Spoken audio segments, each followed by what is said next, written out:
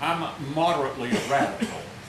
I'm a minister, but I'm not any minister like you've ever seen before. So I'm a little bit radical, and some of the things I say may be a little bit radical, but hear all of this out, and then as we move forward with this group, I believe that we'll be able to flesh out this skeleton that we've put together, and be able to do some things. One of the things that we agreed upon was that no matter what happens, we all have to lay aside our particular thing that identifies us, and we all have to move the same direction at the same time to get things accomplished.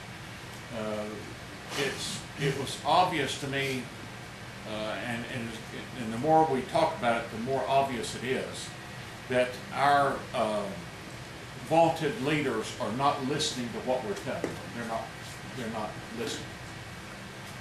As a matter of fact, they said that when we had the health care debacle. They said, look, don't worry about not being reelected, just go ahead and vote for this thing anyway. And we were all saying, no, we don't want this thing, don't do this. And so the bottom line of that is that in some manner we weren't speaking loud enough. I mean, it was not loud enough that they paid attention to us in any way. So we've got to move the same direction.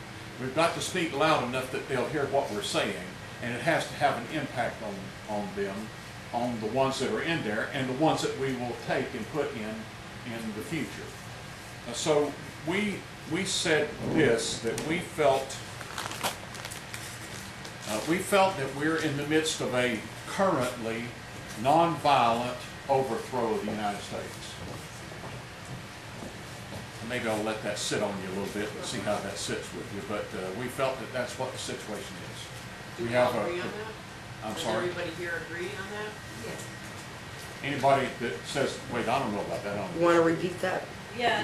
We're in the midst of a currently nonviolent overthrow of the United States. There is a group of people that are interested in moving our land that we live in to a socialistic, communistic, hierarchical type of government that we have not been in before. It's something different. And our president said that he was going to fundamentally change this country. Well, and of course they're trying to do that. Now, that's number one. Number two, we believe that we're Don't mind if I listen for a minute, Dave. Please do.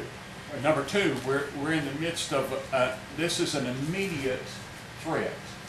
This is not a threat that we can look at 10 years from now. This is a threat that's happening today. And my opinion, and I expressed this opinion to the three, was that they told us that it didn't make any difference what we said. They were going to pass health care. They're going to pass cap and trade. They're going to pass all of these things. It doesn't make any difference that the majority of us are telling them we don't want this stuff. They're doing it anyway. Stop what they're doing and take us back to our founding principles. See, that's where we need to be. This is a constitutionally created entity, and it needs to run according to that Constitution.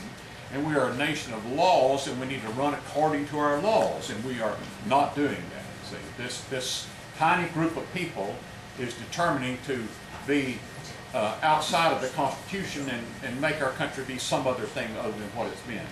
Well, there's another thing that bothered me, and the thing that bothered me is that I don't in any manner believe that they're going to sit idly by and let us get to November and kick their sorry selves out of office. I don't believe they're going to do that. Now, there's some of them that will, but in some manner, I believe, come on in, I believe that between now and November, they're going to try to affect what they're doing. And the reason why I say that is that this plan is not a plan that was hatched yesterday.